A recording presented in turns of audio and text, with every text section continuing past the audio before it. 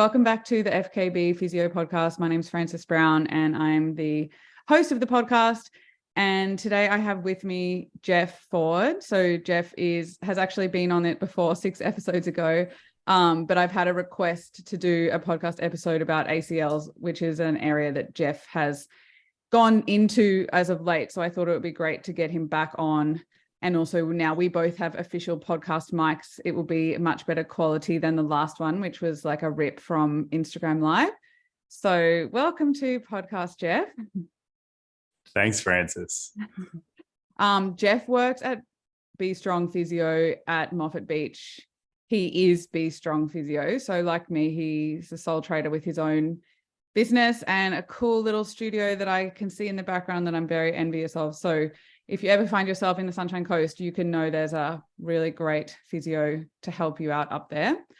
I just wanted to ask you first. So my knowledge of you was that you kind of were like kettlebell vibe, but now it's gone down the ACL road. So what has caused this change or focus? Whew.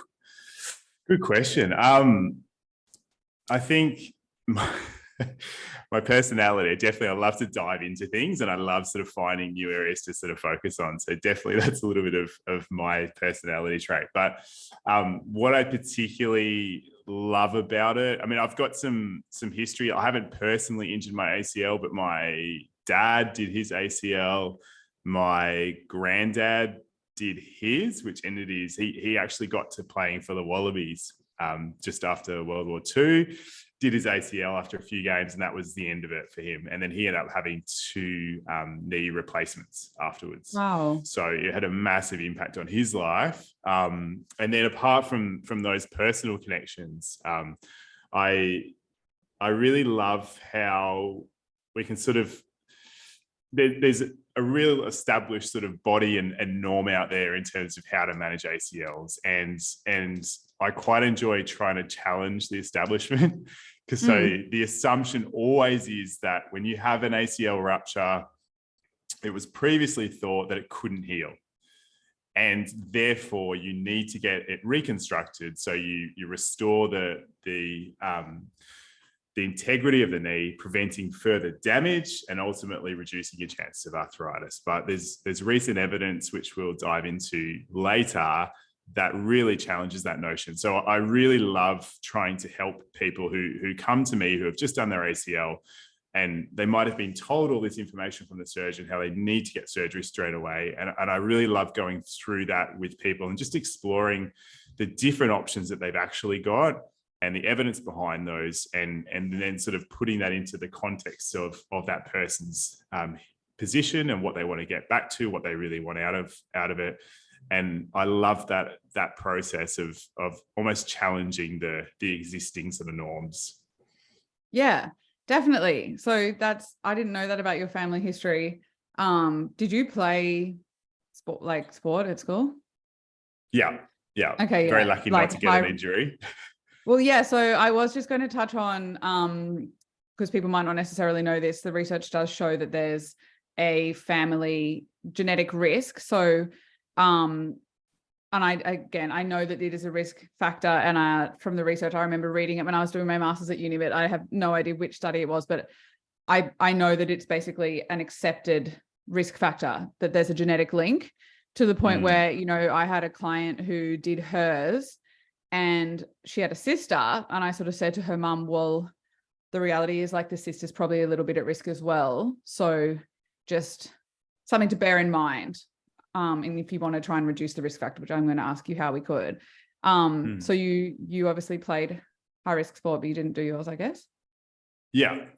I mean, I was never particularly high level. Not that probably matters to some extent, but I did play cutting and pivoting sports. So played soccer when I was younger, and then rugby union, cricket, tennis, those sorts of things. So definitely. I mean, I was obviously at that stage completely unaware there was a genetic sort of risk factor there, but I guess in hindsight, reasonably lucky. And it's a hard one because it's like, what are you going to do anyway? Like me as a risk averse person who doesn't like team sport, to me, I'm like, I'm never going to go and play a game of mixed netball or just netball or something, even casually, because I'm like, nah, the risk of doing ACL is too high. I'm not doing that. But I know that we're listening to Steph Philbay like talk about it and stuff. Like she's sort of going, the benefits with playing sport are so high that the risk is worth, it doesn't matter sort of thing. There's a risk there. We just have to acknowledge it. And that's probably because I don't personally value team sport. I can't see that it's worth it. But my obsession with exercise in general and it being good for well-being, I understand that point. And just if anyone's interested, no one can really agree on what the risk factors are for doing your ACL, because it's one of those things, you can imagine how hard it is to look at everyone who's done it and try to find a common link. But I guess some ones that are pretty well established, unfortunately, one is being female sex. And there's so many possible reasons why. So some of them are like the fact that, say AFL, I know that women's AFL in Australia has a really high rate of it happening. And it might be that like young girls aren't encouraged to play jumping and running and sort of sports from a young age. And then they take it up when they're 15 or 16. Whereas young boys might be encouraged to do kind of that type of sport from when they're like 3. And so I know there's like cultural elements to it as well. It's not just that the female body is less capable. There's other things to consider. So I like to think of those as the main reasons why, but no one really knows. I think one of the risk factors was a higher than average BMI, which I hate even bringing up because, you know, I hate that whole thing. But I guess what I thought was that like if you are in a heavier body, the forces going through the joints are likely to be bigger. And so you can't control them as well. Well, you might not be able to control them as well because they're a larger force.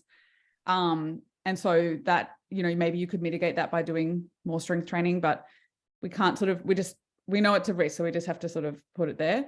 And then obviously the family history, having done a previous ACL. And then the biggest one is obviously playing sports like that come with an ACL risk.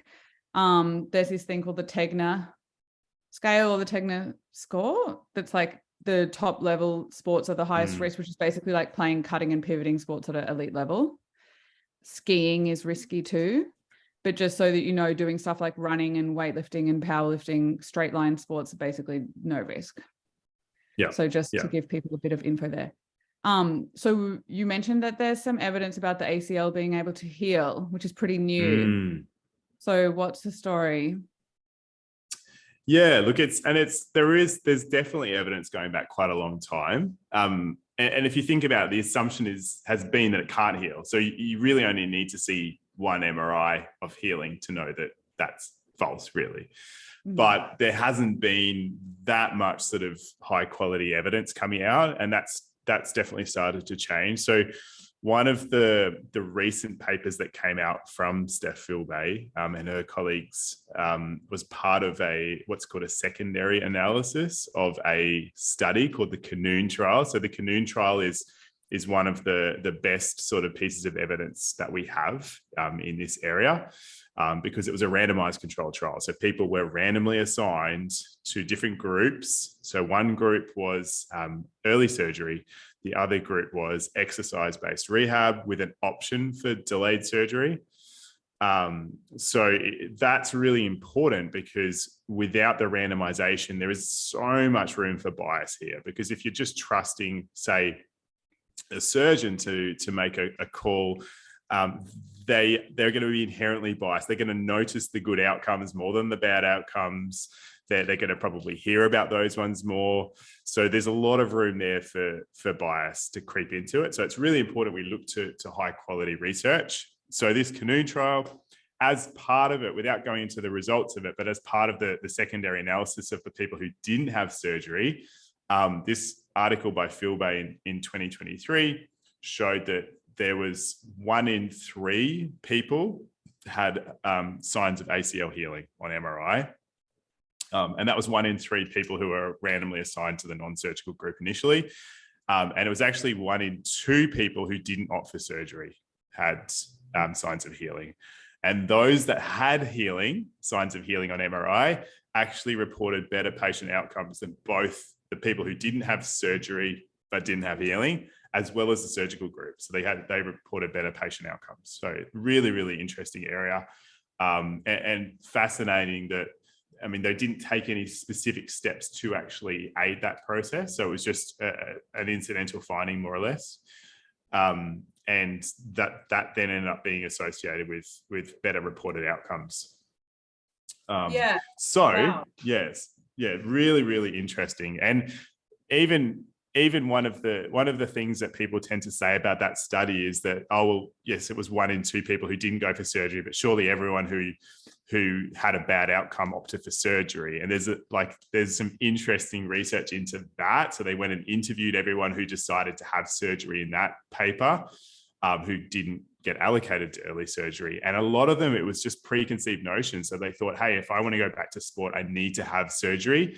Or some people even reported that they joined the study to try and get accelerated surgery, because in Sweden, where it was conducted, there is a waiting period to have surgery. You can't just go straight in. So you've got to wait in line and get yours done. So they thought it was basically a way to skip the line. So really, really fascinating.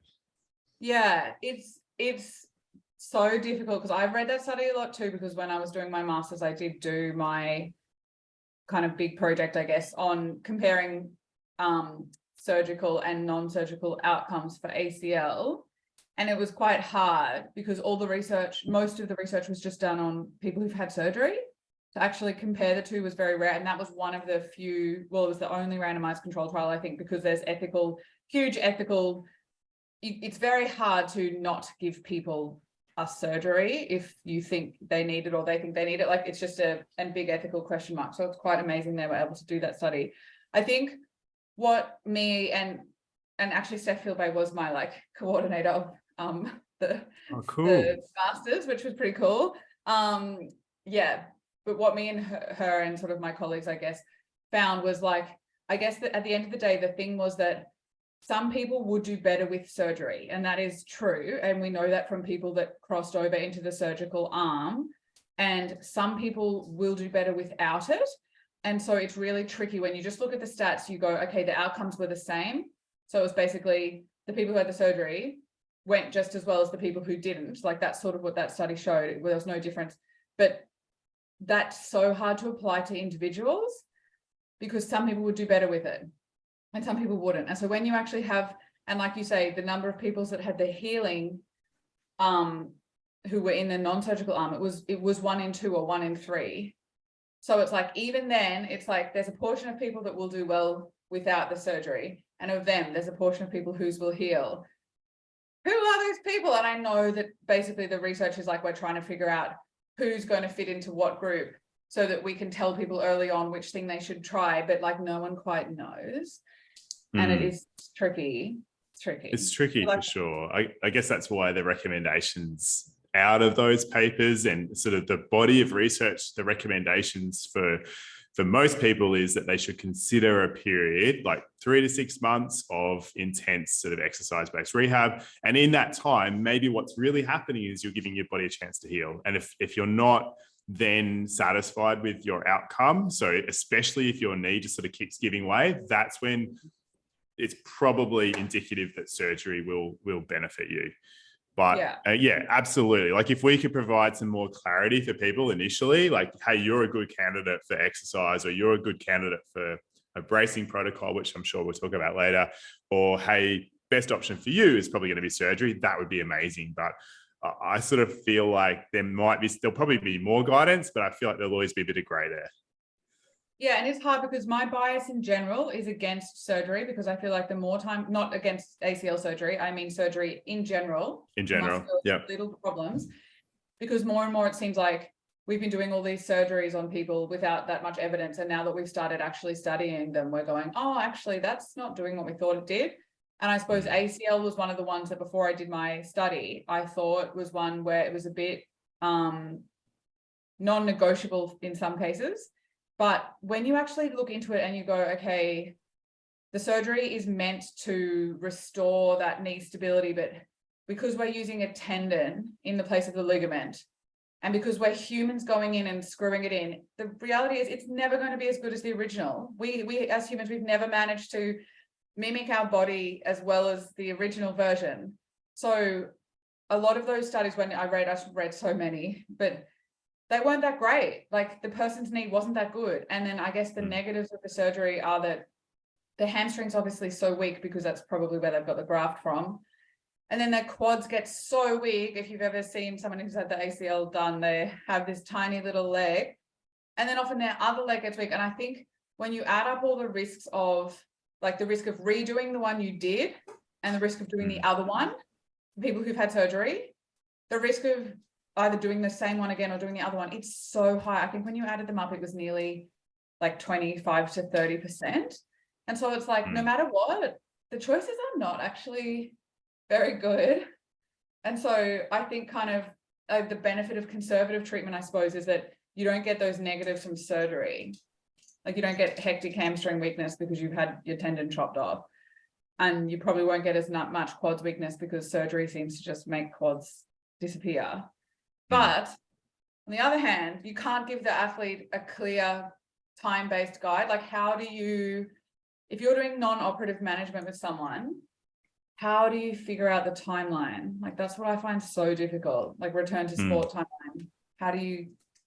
Honestly, and yeah, listening to other sort of experts in the field too, I think we're probably heading more towards treating them both similarly. So really, it's probably more like a year, like 12 months. I mean, yes, people can get back in 9 months. Before 9 months, you're probably at significantly increased risk of re-injury, both that knee or the other knee. And that probably goes for, I mean, yes, look, some people with conservative management, so non-surgical management, will get back quicker than that and might be fine. But I would just encourage people to really take time. And it sucks, right? You're missing out on a year of things that you'd love to do, but work with your physio, with other people to find other activities that you can do, because there are still lower risk activities you can do in that time. It just means that you can't or shouldn't return to high level sort of cutting, pivoting sports in that time. Yeah. But yeah, if you can give it time, no matter what you choose, whether it's the conservative management as in non-surgical or surgical, you're probably going to be better off in the long term.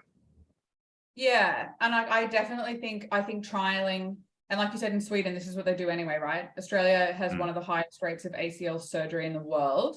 So when you look at what other countries do, you have to do, and they've been doing this for ages, you have to do non-operative management for a period of time first. You basically need to prove that you need the surgery by failing your non-operative treatment. And like, I think that's very worthwhile, because the human body is so good at just learning to cope.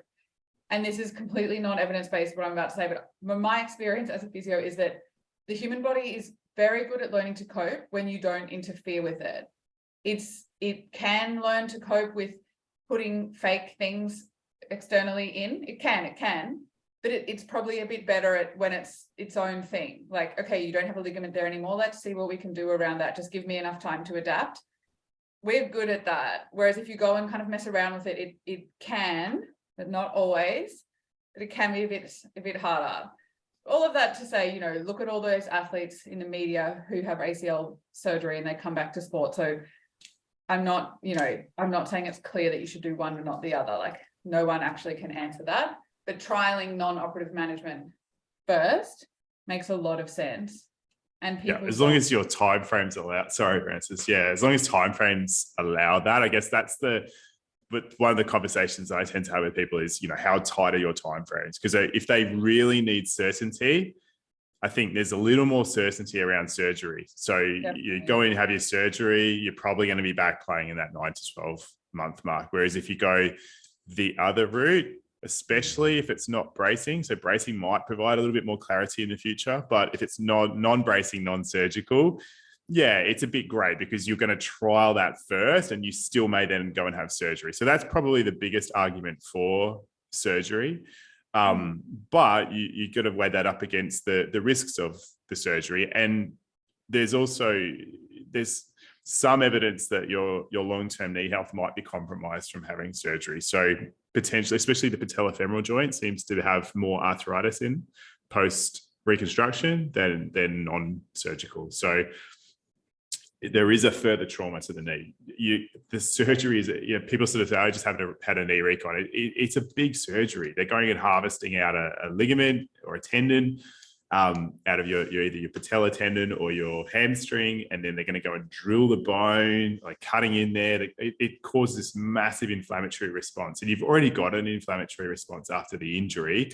You then prolong that, and it might be one of the factors that does tend to lead to more arthritis in the knee in the long term. It's definitely not reducing the chance of arthritis, that surgery, which is one of the common sort of misconceptions that is spread, or was particularly spread by surgeons.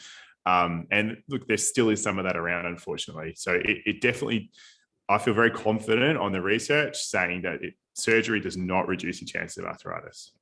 Yeah, that was one of the things we looked at. And I think the thing is, we know that what causes arthritis, and just can of worms on that, but something is an injury that damages your joint surfaces.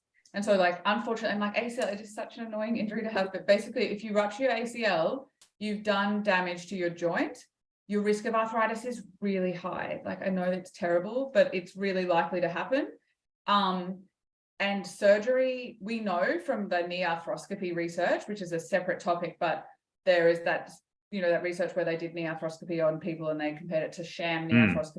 And the research indicates that your rates of arthritis are higher if you've had the surgery, because going in there and causing, like, poking around in a joint with a probe, that is damaging to it. And so I don't think most people know that. And so it's a really serious consideration, exactly what you just said, having the surgery is a second trauma.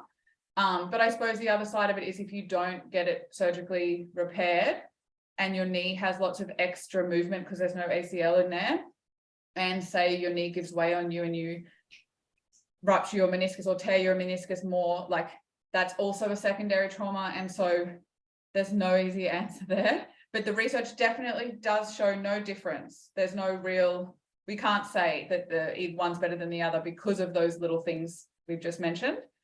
So if you are told you need to have the surgery to reduce the risk of arthritis, that's not accurate anymore. You mentioned the brace. So I be straight up, I know nothing about this. So please enlighten me about the brace. Let me, Francis. So yeah, look, it's a really interesting area, and full disclosure, it hasn't been published yet. So this is not, high quality evidence at this stage. It should be published in the next few months from what I've heard. But I did have a patient go through it, and I've been lucky enough to speak to Tom Cross, who with his father Merv came up with this protocol. So it's fascinating, and I mean, I don't want to oversell it, but I feel like it's gonna really revolutionize ACL management for appropriate candidates. Obviously, it's not necessarily for everyone, but what it is, and it sounds full on, but what it is you're basically in a brace for 12 weeks. So the idea is they reduce it down, they put you at 90 degrees for the first 4 weeks. And the idea is that's where the distance between the femur and the tibia are at their shortest. So it allows the two ends of the ACL to be as close together as possible. Then after 24/7? Far out. What's that? Yeah, 24/7. Yeah. Oh my God. I mean, that is a lot, but that's okay. Yeah. And then you then start to increase your movement, but you're basically in crutches for 6 weeks. And then you're gradually increasing your range of motion up to 12 weeks. There are some accelerated protocols, and I think there might be some scope in the future for those timeframes to change. I guess they're probably going to do some studies comparing like 6 weeks to 12 weeks or 4 weeks to 8 weeks. I'm sure over time we will come down to the most efficient, but also the most effective sort of protocol. But the principle is that there is some form of bracing to aid that healing process. And the preliminary findings are amazing. I think there's close to a 90% heal rate. And I know that the lady that I had who went through this protocol had a successful heal. So she was incredibly stoked on that. And she was quite apprehensive going into it. I think initially she was actually quite reluctant because she's got young kids. Yeah. It's a big undertaking. But so is surgery, right? So if you're comparing it to surgery, I think the realities of surgery sometimes are not necessarily clearly explained to people. I know I've got a couple of people at the moment who have had surgery, and their post-surgical period has been horrendous. Like blood clots, like not being able to move the knee properly for months. Like it's huge. So yes, it's inconvenient. Absolutely sucks for that probably first 4 to 6 weeks. After that, it's pretty good. You're still weight bearing. So you can still do like walls, you can still wall squat and stuff. So it's not the weight bearing that's the issue. It's because it's at 90 degrees, you just can't walk, or you'd be kind of like doing these ones.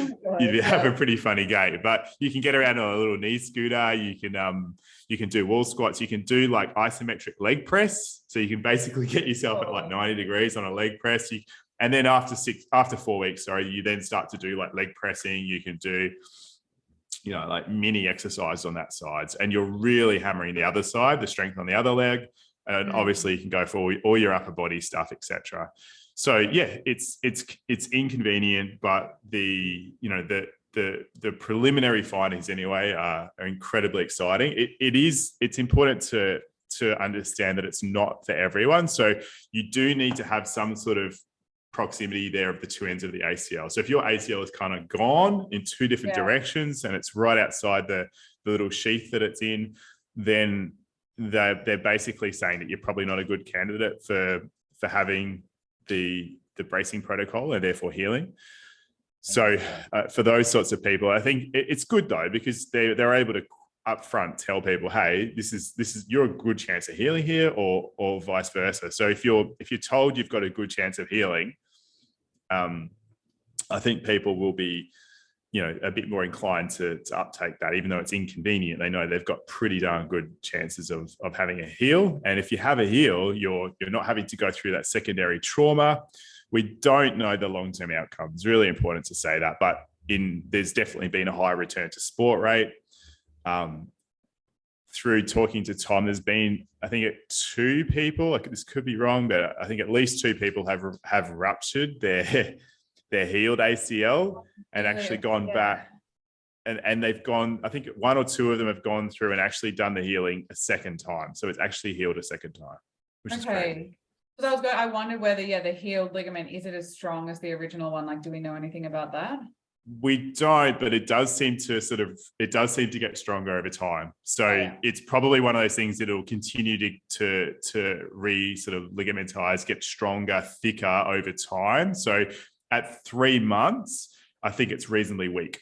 6 months, it's getting stronger. 1 to 2 years is probably where it gets to its strongest. But from MRIs of the ligament, it can definitely return to looking like a normal ACL, which is crazy. Cool. I think, so all of that sounds awesome. I'm just like a skeptical person in general. And so like, I am happy about all that. And I'm going to watch this space, but because it's so new and emerging, I'm just reserving I'm interested to see what happens, but I'm also so conscious of like everything that comes out that we try, then 5 years later turns out, there was some issue with it. So I'm going to be very careful to just watch this space and not have any really strong opinion either way, as I'm sure you, of course, the same. Like it's interesting to know. I've dived into it. I've definitely dived into it, Francis, head first. It's exciting, but I'm a big skeptic. Even when it it's good. It's good. 100% though. We don't know the long-term outcomes for sure. We don't know its impact on arthritis, whether it reduces arthritis or not. We don't know what really constitutes good healing. So they've got like a grading system. I think it's 1 to 4 that they use to sort of grade how well someone has healed. And if it's not a good heal, then they will sort of encourage people, or at least to get an orthopedic opinion. Yeah. But absolutely. We don't know what healing really means, whether that really does restore the integrity of the knee and prevent that sort of ongoing laxity. But definitely an exciting area. And I think it's really good to maintain that skepticism, Francis. I'm an excitable character. So I think it's awesome. Yeah, I'm all for it, but I'm going to just wait a bit before but I'm just going to watch this space. Awesome.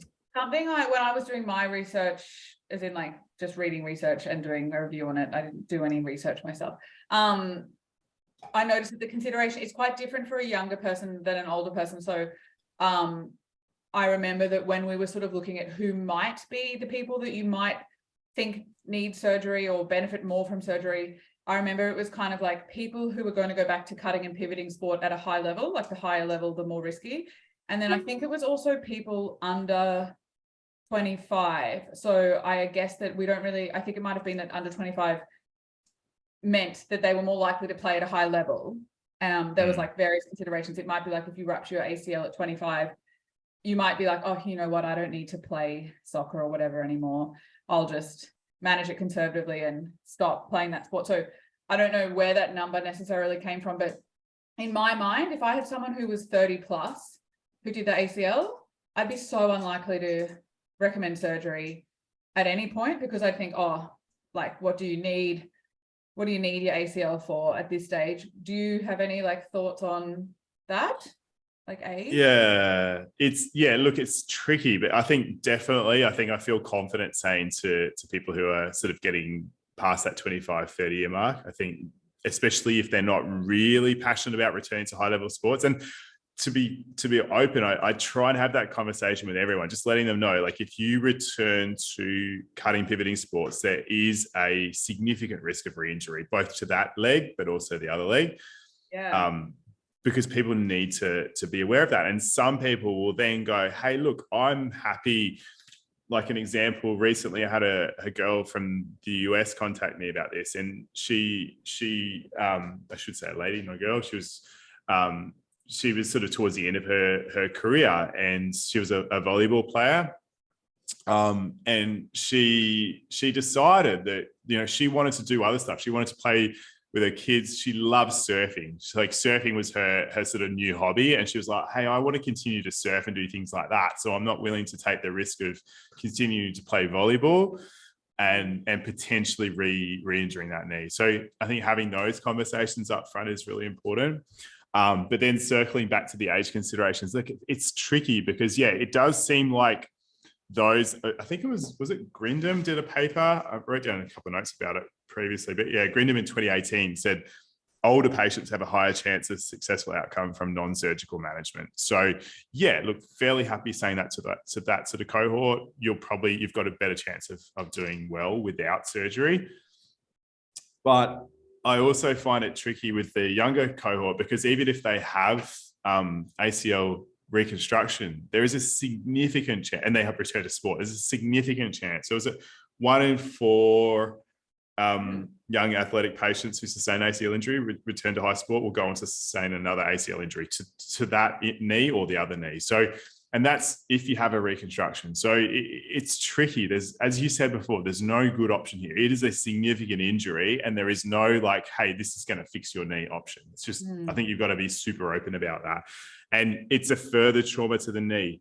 So I always like to do the family test. Like, what would you do with one of your family members? Personally, if one of my kids or family members did their ACL and they were younger, I would be still following the body of research in terms of trialing conservative, like not being too pig-headed about it. Like if they're still getting some instability after a decent exercise rehab, as long as it's nice and well supervised as well, because you don't want people to go, hey, just go do your exercise, and along that path they're actually re-injuring their meniscus because they're cutting and pivoting and doing all that stuff. So you've got to make sure it's really well supervised, I think. And then making sure that they've given it a really good go, because I would rather that young person not have surgery, further trauma, and potentially increasing their risks of arthritis, or definitely not reducing it anyway, plus opening themselves up to re-injury. So if you re-injure a reconstructed knee, so you rupture that graft, the outcomes are not good at all. They're really shit, to be honest. So yeah, you don't want to go down that path. So for me, I'd be really trying to protect that knee and go, hey, let's try everything we can to not go down the surgical route, but that's there if we need it. So we've got that option. That's great. Let's kind of bank that away. let's try everything else first. And right now, I'd be 100% trialing a bracing protocol with a young knee, especially because younger, you're probably going to heal better, right? Definitely. So we know young bodies heal better. They do. Yeah. Hopefully when that's published, I'll definitely, I'm sure you'll be posting all about it, and I'll go and read it and like get involved. But yeah, I guess as well, like if you don't position yourself as an ACL expert, you don't actually get that many ACLs. So sometimes I think with something this specific where there's so much research, I actually almost think, you know what, people like you who are specializing in it, I'd actually almost just prefer patients to go and see people that specialize in it to get the best care. Like when you say the family test, my brain instantly goes, well, if it was me or my family, I'd want them to see someone who specializes in this. And so I even think for myself, I'm like, I'd rather send them to someone like you who's going down this niche. When I think I feel pretty confident with it myself now these days. But when I think back to when I was a new grad physio and I think about what I did with my ACL patient then, with my physio place I worked in that didn't have a gym, disaster. And I'm not being judgmental and awful, but like there'd be so many people receiving subpar care around the world, around Australia. And I wonder whether the high rates of re-injury are in part, I'm sure they could be lower if we could make sure everyone got really high quality care. Yeah. But yes, it's hard. And I think too, like just as a little side point, exercise physiologists and like strength and conditioning coaches are so important in the late stages. Like I work with one at Below Parallel, he's both of those things. And the stuff he can do for specific return to sport at the end of rehab is so awesome. So just a thought to patients out there, bear in mind, there are other professionals that can come in and help. Because the thing with ACL is the thought is that if you have a non-contact ACL injury, so like you did it from just changing direction and there was no one whacking into you or whatever, it's this split second. You almost can't predict it. Like you could do all this training and all this stuff and it's very hard to predict. So having people kind of trying to mimic unpredictable demands with you in your rehab is quite important. And I just want to just add one little thing and then we'll probably finish up, which is that in my master's, like what I was actually looking at was just physical activity levels of people who've had ACL injury. And I was trying to compare operative to non-operative, and there was 2 studies in the last like 40 years that looked at that. There was heaps that looked at activity levels in people who'd had the surgery, but comparing operative to non-operative, there wasn't much.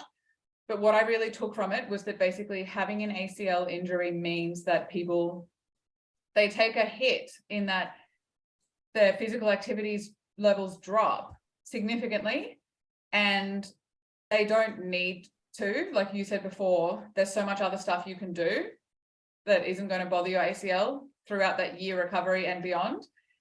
And it's just like a little message to do everything you can. Like you can walk after a little while, you can run strength training, you can do it.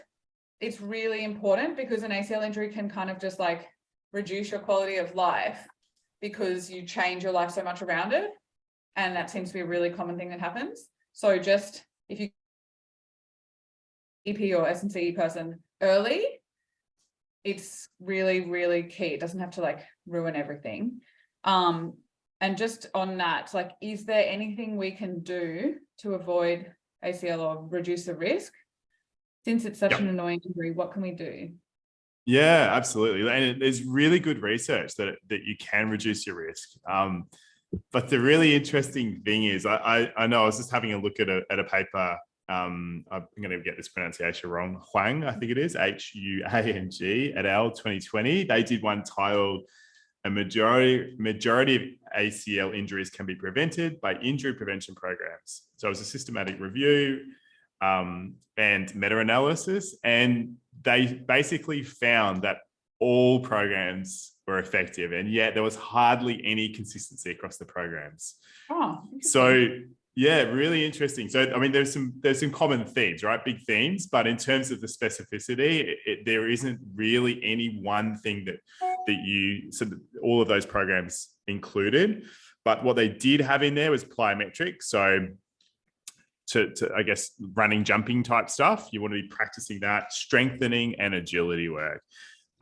They found in the study too that they worked on, a lot of the programs worked on proper landing technique, which I think is probably a little bit, there's a bit of nuance to that, a bit of argument potentially there, what that really means and how effective it is. But basically, if you're doing a consistent program that is involving jumping, strengthening, and that agility work, that is going to reduce your chances of ACL injury. So it's a really good news. You can do stuff, but the key is, and I think this is the good news out of this sort of research, people go, oh, well, you just do anything. It doesn't really matter. Well, that's good because people can do stuff that they actually enjoy. Because the thing is with this stuff is that, yes, it works, but most people don't do it.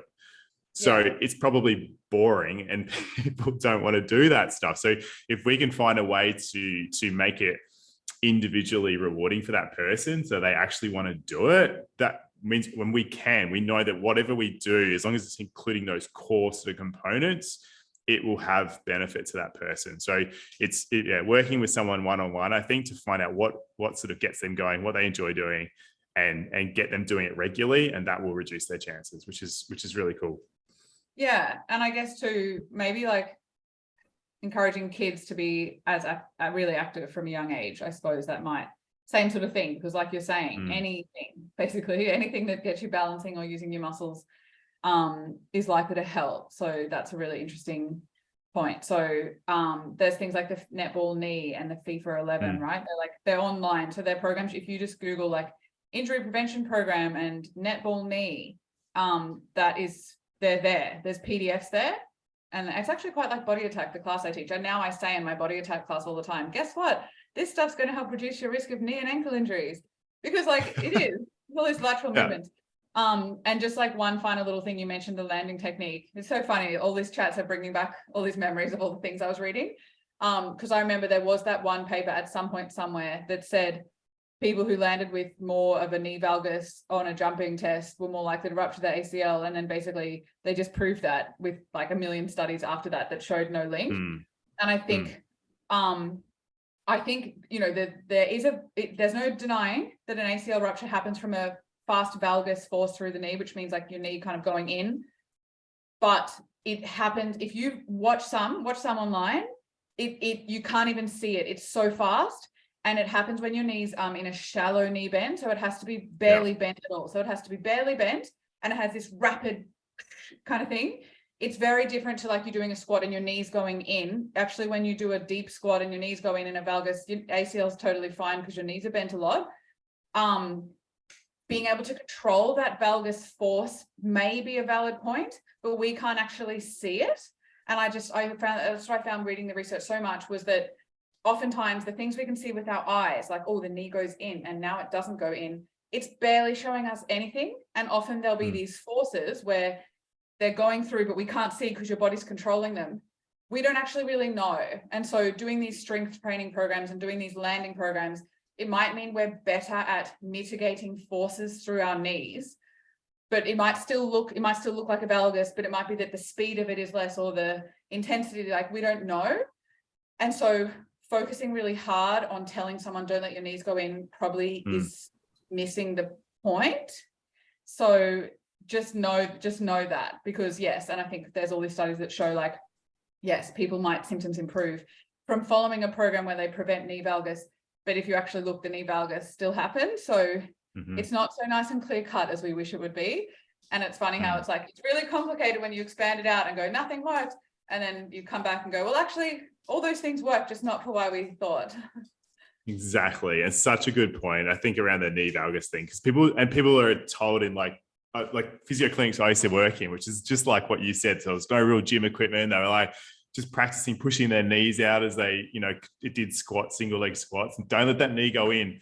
It's just crazy, because as soon as those people go back to sport, they have to go into the knee in position. That's what they need to do. And it's not risky, especially if it's bent. So I encourage people to go down there and like really bend that knee, let that knee go in, because if they're playing a sport where they need that, if you train them not to do it and then they go and do it in their sport, they haven't prepared themselves for that.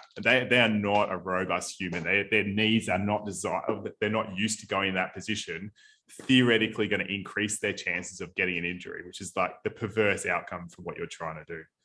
Yeah. And I think too, if you have weak quads, which is really common after you've had an ACL injury, and you go to land on a bent knee, your knee can't bend much because you need really strong quads to allow your knee to bend with all your body weight on it. It's like a hard thing for your quads to do. So it won't be able to, and the force shifts up to the hip.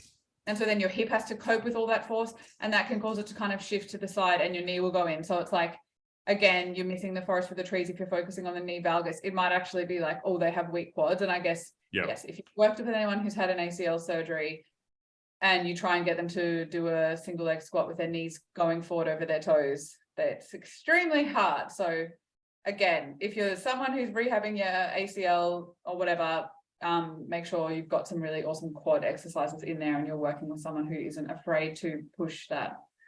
Definitely. Okay, awesome. So that was so great. I'm gonna finish it there, I think, unless there's anything specific you wanted to add that we didn't cover.